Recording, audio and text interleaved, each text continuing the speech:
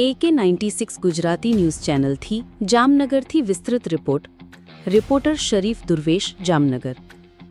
જામનગરમાં national sports ડેના અવસર પર જિલ્લા વહીવટીતંત્ર, જામનગર મહાનગરપાલિકા, જિલ્લા પંચાયત અને જિલ્લા પોલીસ વિભાગના સંયુક્ત ઉપક્રમે સરકારી કચેરીઓ વચ્ચે એક ભવ્ય ક્રિકેટ ટુર્નામેન્ટનું આયોજન કરવામાં આવ્યું હતું.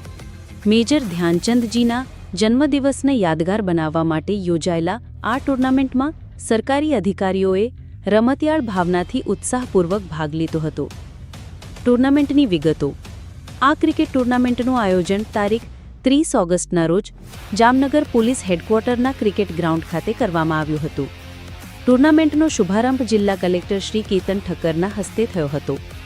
કુલ 4 ટીમોએ ભાગ લીધો. 1. કલેક્ટર કચેરી ટીમ, 2.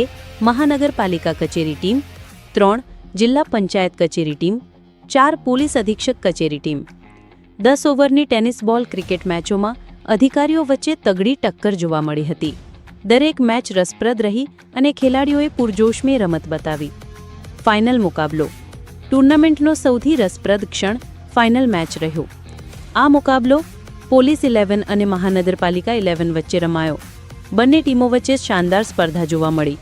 પોલીસ ટીમે ઉત્તમ બોલિંગનો દેખાવ કર્યો તો મહાનગરપાલિકાની ટીમે તગડું બેટિંગ કરી પ્રેક્ષકોને મંત્રમુગ્ધ કર્યા. અંતે મહાનગરપાલિકા 11 15 રનથી વિજેતા બની અને ટ્રોફી પોતાના નામે કરી. વિશિષ્ટ ઉપસ્થિતિ. આ ટુર્નામેન્ટને નિહાળવા તથા ખેલાડીઓને પ્રોત્સાહિત કરવા અનેક મહાનુભાવો ઉપસ્થિત રહ્યા હતા.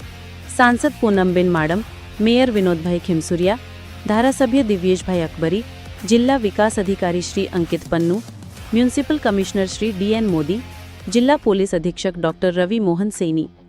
આ તમામ મહાનુભાવોએ ખેલાડીઓની હિંમત વધારી અને વિજેતા તથા ઉપવિજેતા ટીમોને ટ્રોફી અને સ્મૃતિચિહ્નો આપી સન્માનિત કર્યા. પ્રતિભાવ અને મહત્વ. સાંસદ પૂનમબેન માડમે જણાવ્યું કે રમતગમત માત્ર શરીરને તંદુરસ્ત રાખતી નથી, પરંતુ ટીમ સ્પિરિટ, શિસ્ત અને મૂલ્યો છે. આ પ્રકારના કાર્યક્રમો સરકારી કર્મચારીઓ વચ્ચે એકતા અને સહકાર વધારવામાં મદદરૂપ થાય છે. આ પ્રસંગે મેયર વિનોદભાઈ ખીમસુરિયાએ પણ કર્મચારીઓને નિયમિત રમતગમતમાં જોડાવા માટે પ્રેરણા આપી. ધારાસભ્ય દિવ્યેશભાઈ અકબરીએ જણાવ્યું કે આ પ્રકારની ટુર્નામેન્ટો યુવાનો માટે પણ પ્રેરણારૂપ બની રહેશે. અસરકારક સંદેશ. આ ટુર્નામેન્ટે માત્ર અધિકારીઓ અને કર્મચારીઓમાં ઉત્સાહ જાગાવ્યો નથી, પરંતુ રમતિયાળ ભાવના, સૌહાર્દ અને પરસ્પર સહકારને મજબૂત બનાવવાનો સંદેશ પણ આપ્યો છે. સરકારી કચેરીઓ વચ્ચેની આ મિત્રતા ભરેલી સ્પર્ધાએ જામનગરના રમતપ્રેમી નાગરિકોમાં આનંદ અને ગૌરવની લાગણી પેદા કરી છે. AK96 ગુજરાતી ન્યૂઝ ચેનલ, સત્ય, સેવા અને સમાજના સમાચાર.